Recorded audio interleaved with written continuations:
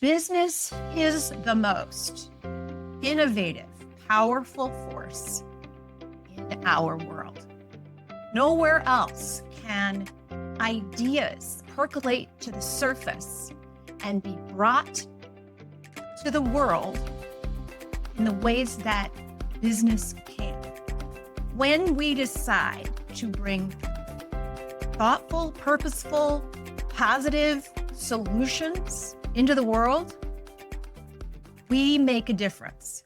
Government and education also do great things, but nowhere can do it quite as effectively and as efficiently and without all the compromise that it takes to get through the red tape of academia and government, the way that it can through business and organizations led by individual leaders. So we have the opportunity to shape the world. When we create teams and community, we have the opportunity to operate in an elevated way with our teams. When we choose to lead with compassion, remarkability, and empathy, we allow our world, our microcosm, to become a new model for how we interact with each other. I saw this in my company over and over again. Let me step back and tell you a little about who I am. I'm Coco Selman.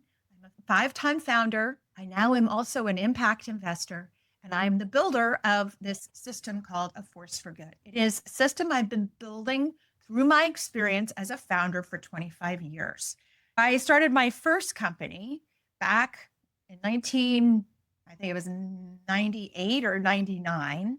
And it was called the Zoe Collection. It was sort of like a pre-Etsy Etsy. At that time, you probably weren't buying a lot of things online. Well, I learned that. It was a business that stayed open for 4 or 5 years and then ran out of money and we closed the doors. But it was my first experience as a founder, and I subsequently have had several experiences as a founder that have helped me shape the question that I've been asking myself for 25 years, which is, what makes success inevitable? What practices, rituals, areas of focus, disciplines, what is it that makes success most prolific? And when I say success, I like to use the term growth more than success, because growth is something bigger. Growth is something that's not just about the external world, it's also about the internal world, right? So my intention is for me as a founder to grow as much as my company grows, for me to grow, for my company to grow, for my team to grow. And when we do that, we create a model where we're actually using our highest and best in business to foster healing and elevation in the world. So I've been asking myself for 25 years how to do this. And I've also been looking and seeing what are the other models out there. What I notice is, as I've grown as a business owner, there's certain information you need to have, right? You need to know about marketing. You need to know about finance. You need to know about compliance and what the rules are for operating a business. There are definitely pieces of information that you need to know. Early in my career, I bumped up against not knowing those things. So the Force for Good system solves for that. We have a whole system to help you design and build everything from your core purpose and your core values to your positioning statement, to your marketing funnel and how to read it and tweak it. We have tools to help you develop your budget and forecast. All that is background, though, because what you really need is a system that fosters your ability to listen to your own wisdom and act on it. How many have had that experience where you know what you need to do for your business, but the day gets away from you, the fires start and the phone calls come, you get scared because Somebody sends an email that says that you should be doing this other special thing that you're not doing. So now you're on a new tangent. Now you're like, oh, well, now I should go off and do this. So your ability to stay connected to your own wisdom and find ways to bring your team into your wisdom and allow them the space to invoke their wisdom into your business and then take consistent action. Well, of course, you're going to get there. It just makes sense. That's what the Force for Good system is really all about. Despite us as women having a higher return on capital than men, despite us having better payback rates on loans, despite women CEO run companies having higher stock performance, we still are not able to demonstrate success in the same way that men have. Women scale past 1 million in revenue half as often as men. Women secure less SBA loans than men. Less than 2% of venture funding goes to women founders. Even less gain access to later stage funding. Only 17% of CEOs are women. The culture has not been designed for us. We need to build a new system. We need to build a system of support in a world that doesn't yet favor us. That's what we're here to do. The questions I've been asking is what's holding us back and what would make our growth inevitable? And this is what we all are here to do today. My story is that I found a healthcare company called Alume Home Care. This was back in 2016. The company came about because I have a medically fragile stepdaughter. Amelia came into my life when she was 5. She is now 24. Amelia was born as a twin. She was born at 27 weeks rather than the regular 40. And she came into this world very fragile. Unfortunately, her brother did not make it.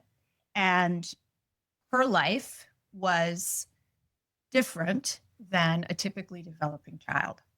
Amelia has disabilities and remarkable brilliance as well. So Amelia, while she happens to be in a wheelchair and require around-the-clock care and be nonverbal, she also is a light in this world. And so it's been my pleasure to be a part of her life and her journey. And she inspired me. When she was about 8 years old, her condition had gotten to a point where Cigna, our healthcare insurance program, would pay for 16 hours a day of nursing at home.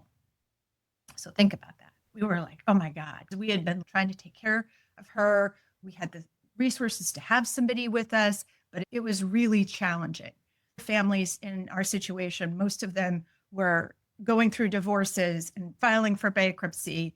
So this inspired me to start Alume. I'd never been in healthcare. It took me 2 years to get our licenses and accreditation with Medicare, Medicaid, and other insurance companies. We had to prove that we had a company that could operate. I had about 20 patients, several nurses, and 2 full-time staff on my books. It was a lot of money. Cash flow is a big thing for all of us, right? How you fund your journey is a big thing. I was able to get that up and running, and then we grew really fast. We grew fast because we used the system that I use today. I developed it earlier in my career. We went from 0 to 6.5 million in revenue in 18 months. It was all about hiring enough nurses. It was all about making sure we were staying connected to our purpose, which was providing remarkable care to our patients, our families, our community, to the industry at large. We were devoted to bringing babies home from the hospital and making sure we surrounded them with a team of nurses who could care for them. One of the areas in the Force for Good system, an area that I've found for myself is most exciting. There's a component in our system called an area of chosen greatness. It's where you decide to be great as a company. It's a place where Your company is uniquely suited to be great. It's a place where your customer desperately needs you to be great. It's also a place where the profitability engine can be driven by that same thing. For us, that became our area of chosen greatness, the area we put 10x the energy and focus and resources, was to become the place that nurses wanted to work, to become great at enrolling and retaining the very best nurses who loved caring for individuals one-on-one. We built the company, we got to a certain point, and then COVID happened. COVID, like for many of you, I'm sure many of you had experiences in COVID, you were disrupted, your business was disrupted in COVID. So disruption for me is we were hiring 12 to 15 nurses a month. And that's how we would bring babies home from the hospital. That's how we were able to grow. And suddenly in COVID, we could no longer grow. And it was like, oh my God, we can hire 3 people in 2 or 3 months. And we were losing people because they were working in skilled nursing facilities where there was all this COVID, and then they couldn't come back into our homes. It was a challenge. In this moment in my journey, we talk about it in the Force for Good system, being of highest and best use. Like, what is the thing? And this is a question to ask yourself. What does your company need most from you right now? What is the thing that if you did the thing, it would move things forward in a powerful, prolific, and positive way? So for me, what happened is I was looking at my numbers and seeing the dashboard and like, oh my goodness, I've hired all these case managers to be able to oversee these cases. And now I am not growing. My monthly bills are really stacking up and we are not growing. So at that moment, my highest and best use said to me, wow, I think we need a new strategy. We need a new way to grow. At that moment, we decided that the best path forward was to either buy another company or merge. And so that's what we did. We looked at different options, and a year later, we merged with a company called Allpoint, which became the name of my company, Allpoint Home Care. That was an incredibly difficult and important part of our journey. It was the right thing to do, albeit hard, right? And so once that happened, what the amazing thing was, it was incredibly profitable. We ended up having a very successful merger, but it was hard. During that time is when I wrote A Force for Good. And it became my model of saying, this is how in the future I'm going to run every company. And then October 11th of last year, me and my partners sold the whole thing. We sold to a hospital. We went through a journey to get there. We had 2 private equity offers on the table, and we had a hospital on the table. And in the end, we chose the hospital route. The whole experience has helped me understand what women need in order to succeed. One of the things I learned along the way is that as you grow in your journey, there are some really great programs out there that help you connect with other entrepreneurs. Those exist. And I was a member of all of them. And a lot of them, you had to have a certain amount of revenue or success to be invited. And I was honored to do that. But all of those rooms were men. And I learned tremendously from those. So the EOSs of the world, the scaling ups of the world, the YPOs, the EOs of the world, I learned so much from that. When you spend time with other entrepreneurs that are going through what you're going through, you feel a sense of kinship, not alone. You can share with them things that you might not be able to share with anybody else, because you always have to be the bright face. If you're the founder, you have to always come back to your team with that positive perspective, even when, the sky is falling or suddenly there's no PPE for your team. So you need to have that kind of a place. But what was missing for me was the way that women come together. And the connection in the conversations that we have, the way that we gather teams, the way that we care for teams, the way that we understand customers and their needs is very different. As time went on, we sold the company last year. In January, I launched the book, A Force for Good. And I began to say, how can I help more women build successful, sustainable companies that will lead in impact, lead in profit? So the questions I've been asking, what makes business not just successful in an inevitable way? What sparks the brilliance in every member of your team? What fuels bold, courageous action? What creates cultures people love? How do we wake up every day and do the right thing? The thing that moves everything forward?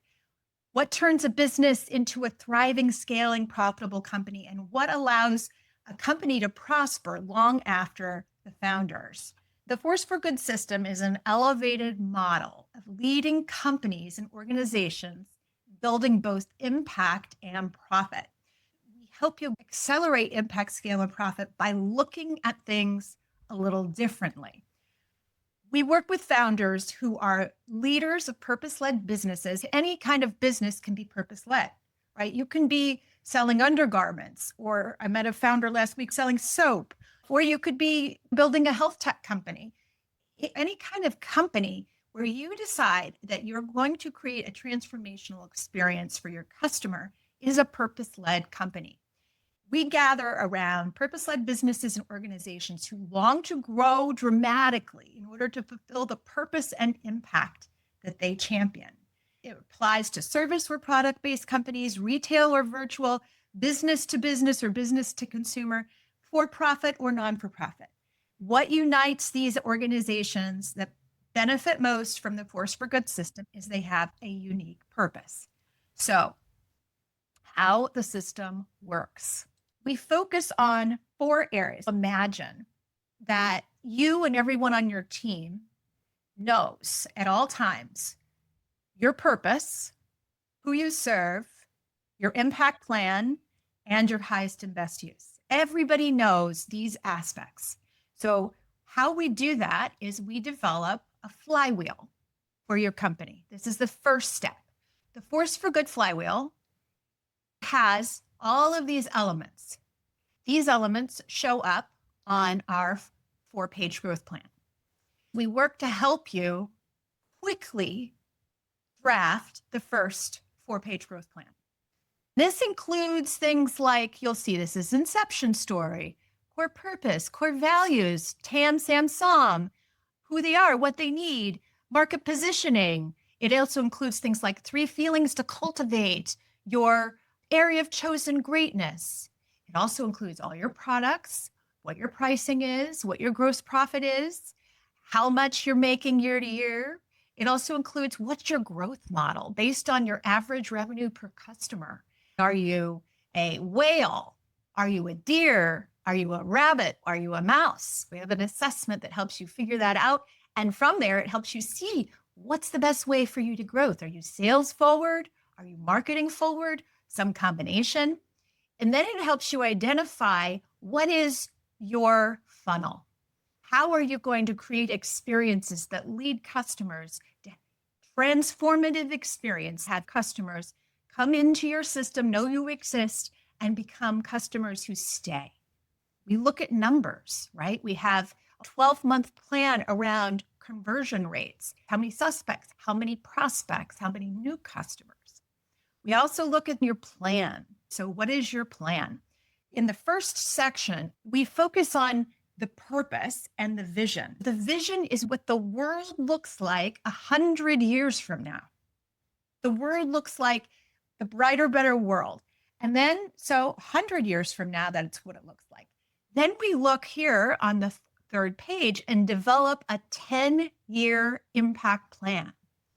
The simplest way to look at this is how many customers would you like to help have a positive transformational experience? So you come up with a very specific impact plan where there's positive impact you can share in the world, and there's also positive results for your business. You define that, and then you look at your revenue and your profit. Where do you want to be 10 years from now?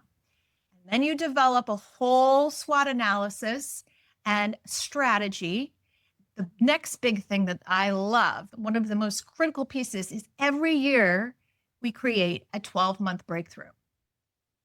Not 3 12-month breakthroughs, one 12-month breakthrough. The reason for that is that when you have one single focused area, especially as a newer company, a company that's still growing and hasn't quite developed like an Oracle, you want to be able to train your organization on how to become innovative, how to have breakthroughs. So we always have one big goal that we put 10x the focus and brilliance. And by doing that, it gives you and your team 100% clarity about what is your highest and best use, what everybody needs to do today to move the block forward. So this becomes the flywheel. And we put this together, you draft it. There's even a tool. I've developed a GPT that you could partner with and in 60 minutes draft the whole thing. So first we do this. Next, what we spin the flywheel. So what usually happens is we create a plan and then the plan gets put away somewhere and who knows when you're going to look at it again. Instead, we spin the flywheel through a series of rituals. The most important being, I like to implement the weekly and the monthly first. And those rituals allow you to focus on different elements of the flywheel every single week and every single month. That gives you the ability to move your 12-month breakthrough forward. It teaches your team how to be of highest and best use. You discover how to innovate. You experiment with something, try it out, and then measure it and see what worked. It also is the place where you develop culture. A big distinction between the Force for Good system and many of the others out there is that these are just usually dry meetings where you look at data and people feel bad because they look at the data and it's never quite what you wish it was. This is where instead you take a very different stance and always acknowledge whatever is there. We always find what's good with what is, because acceptance of what is the beginning of all greatness. It's the beginning of enlightenment. It's the beginning of healing. So we always want to create a space that's safe to share the truth. That's what these weekly and monthly events are about. It becomes a place of belonging, safety, and innovation where people can grow, discover their greatness, and be acknowledged. So we start with the flywheel, we build it, and then we spin it. All the while, we bring into this the idea of these three concepts. We focus on who you are as a person, who you're being. These are three commitments that we engender into our teams and businesses. First is be wise. Next is be transformative. And after that is be of highest and best use. Wisdom is what is most needed in our companies, right? It's not the next shiny object. We incorporate into all of the tools, rituals that you're connecting to all three parts of your wisdom: the thinking self, the feeling self, and the knowing self. Take a moment right now and imagine you see yourself 12 months from now, December 31st, 2026. What would you most love to see manifested in your company by December 31st, 2026? Just take a moment and write it down. What would you like to make real? What specific outcomes? Okay, so now just take a moment and use your thinking self to look at what you've written down and add more detail. The part of you who thinks, the part of you who analyzes, the part of you that looks for specifics.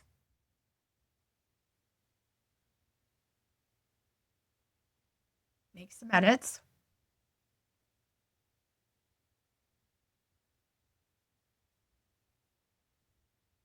And now just take a moment and close your eyes, shake it off, whatever the thinking self has been telling you. Shake your shoulders, your head, and your jaw.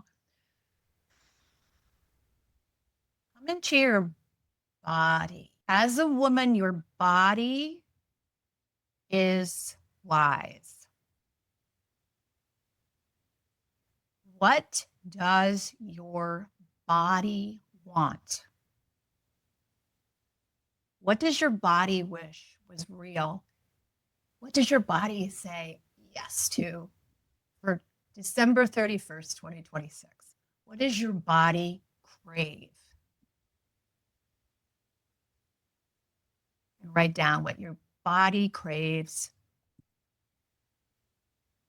What do you want to feel? What do you want to experience?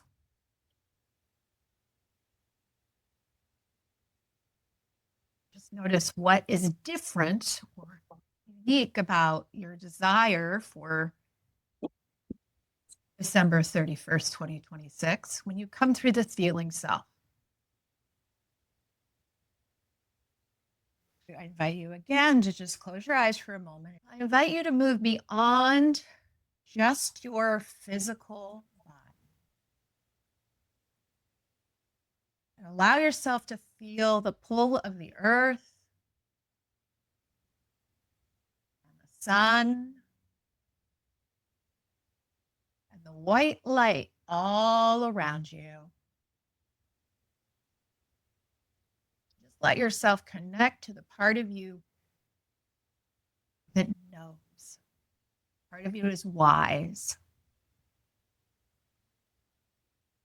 And I invite you to just imagine that you could be climbing up to the tip top of a mountain, just reaching the summit. And you're looking out over a vast, beautiful horizon.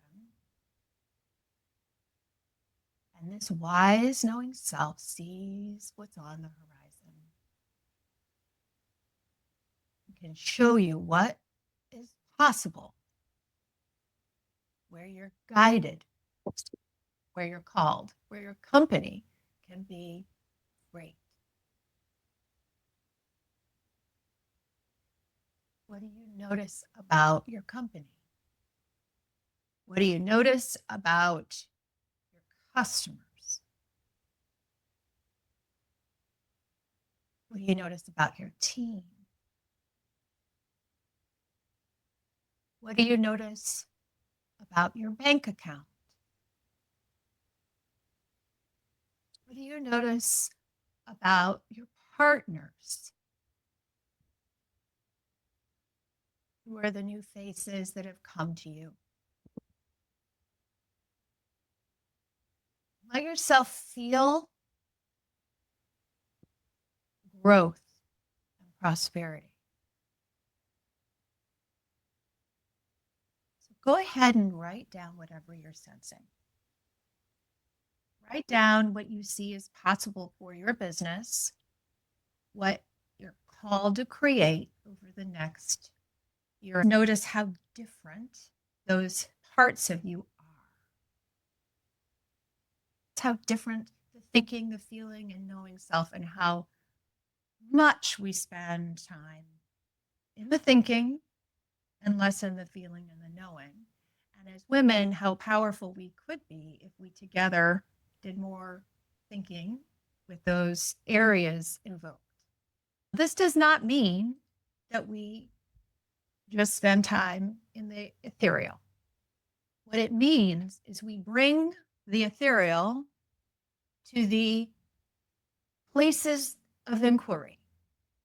So we can ask ourselves for guidance on anything, from our picture and vision of the world to how to think about our competitive plan to how we choose to create a abundant funnel. We can use this part of ourselves. So the Force for Good system contains a whole bunch of tools, but really they are tools that are completely useless without your wisdom. They capture your wisdom. They are designed to help you answer the question so that it's not hard. They're designed to help you not just think, but also feel and know, and then answer the questions. And they help you focus. So what happens is we do this iteration where you first create answers to all the questions on these 4 pages. And many of the questions you probably won't know the ultimate answer, but it's an answer. And then it allows you to start to iterate. So you ask the questions, what do I want my 10-year impact goal to be? And in the background, your wise self, your knowing self, and your feeling self, and your thinking self starts to solve these questions. The other thing that this format does is it gives you the ability to co-create with your team. So it's not just, these are things that you've kind of thought about and they're mumbling around in your brain. They're made manifest in physical form on paper, and you can talk about it with them. And you can then wrestle with the ideas with them. So now you're training them and helping them learn how to lead a company too. And this creates indelible alignment, which is what you need. See, without indelible alignment, everybody just does what they think their job is, including you. And that may or may not be what the rest of your team thinks. And without regular reminders and clarity about these things, we can't possibly move our companies forward into multi-million-dollar, billion-dollar enterprises. The next tool is the transformational map. Okay, so the first tool of the 3 essentials is the 4-page plan. The second is the transformational map. This is a visual model of change. It helps us understand why it is hard for us to change. We are creatures of habit and do what we do unless we have an impetus to do something different. Growth in a company requires change. We think that we can grow our companies by doing the same things, but we can't. If we keep doing the same things, we will get the same results. So change is required. But how do we create that change? How do we change ourselves? And how do we allow for that change to take place within our teams? This is a visual model that helps you, for example, a desired outcome at the top is what we start with. Think about the December 31st, 2026 desired outcome. And then think about the bottom here is the current situation. Where are you today? What does progress look like so far? And what is not there? Then what are the steps you need to take? What are some of those outcomes or milestones that will get you there? Also look at skills. Are we asking people to do things that they're skilled to do?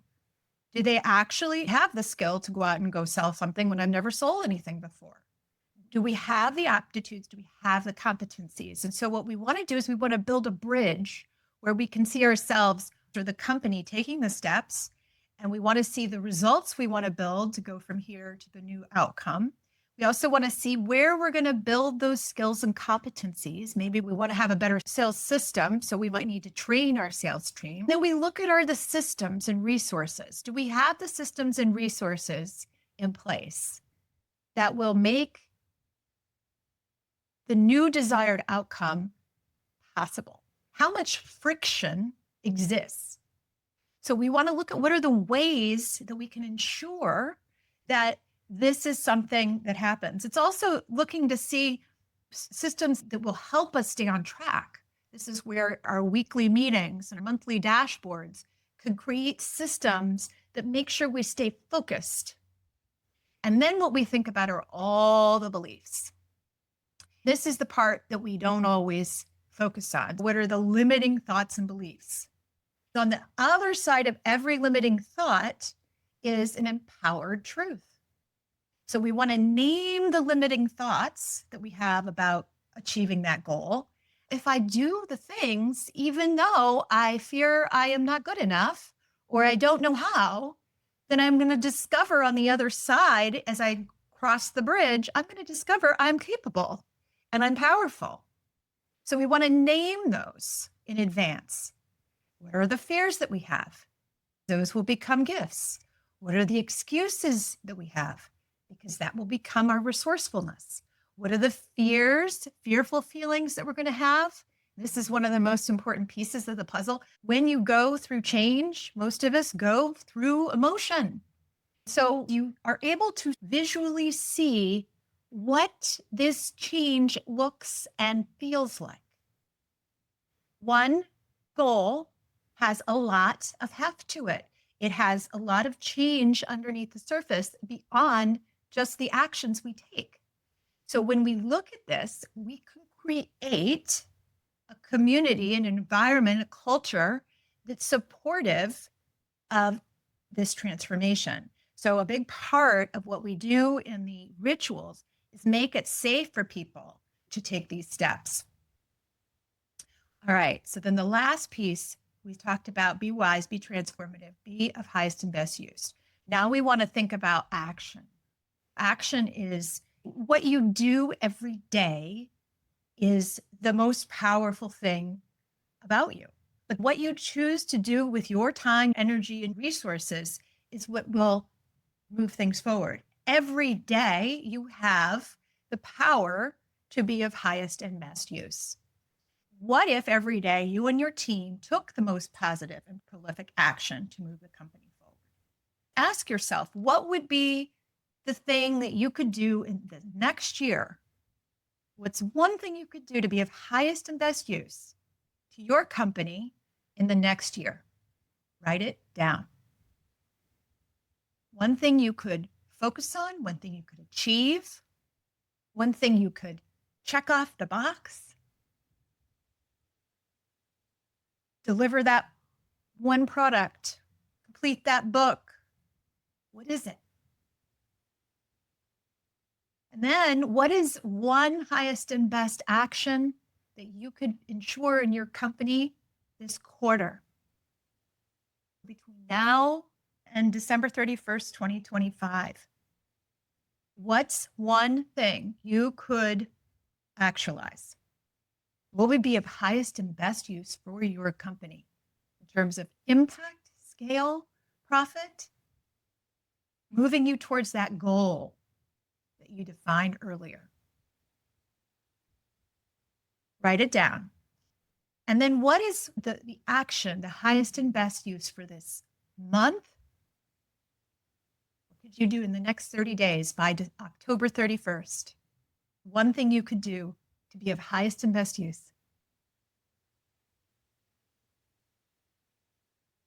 And now what could you do this week? By this Friday. One thing. Move you forward. And what about today? What's one simple way? Maybe it's something that takes less than 5 minutes, but it's one thing that would move you forward. So this is how the Force for Good system works. Just take a moment and notice what you desire. Okay. Desire is an important part of a woman's journey.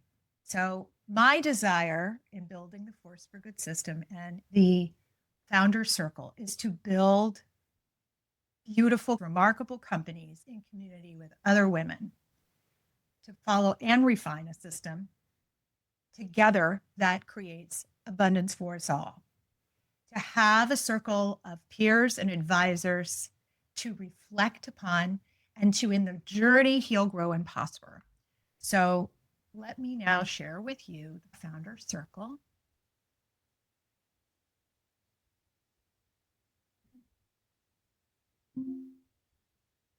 So Founder Circle, we have two options: Founder Circle Gold and Founder Circle Standard. Founder Circle Gold, you start out with a 1-day planning retreat that you can do either virtually or in person here in New York. I highly recommend you come here to New York and you do the 6-hour retreat with me. And then we spend the evening together and break bread and get to know each other as a community. But we will also have a virtual option for you. Then we will have 3 quarterly retreats. What I have found is that having these moments in time where you can meet together without anything else to focus on other than you and your company, you can do it in the community of other women, it will cause you to create clarity and alignment in places that you didn't have before. We do 3 quarterly retreats.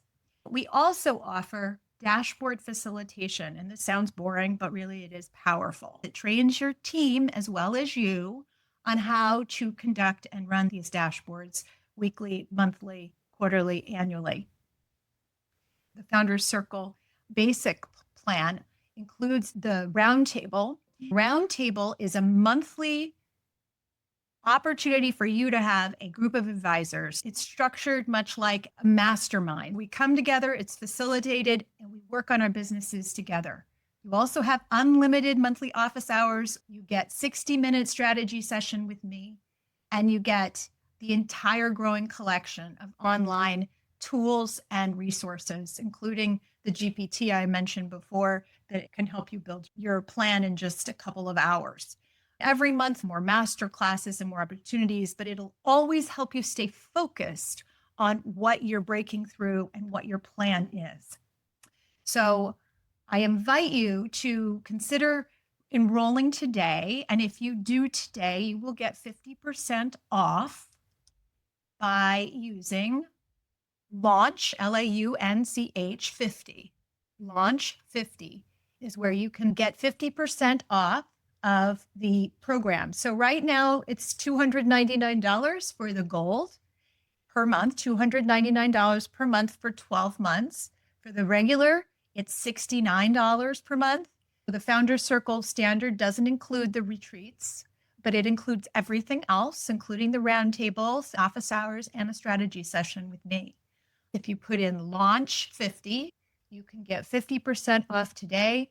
The price will go up as the months go up. This is a very valuable offering. Other similar packages are $10,000, $12,000, $15,000 a year. This is much, much less right now. I invite you to step up and say yes to your future and to building your company together. The world is made better by women-led leaders. So let's all go.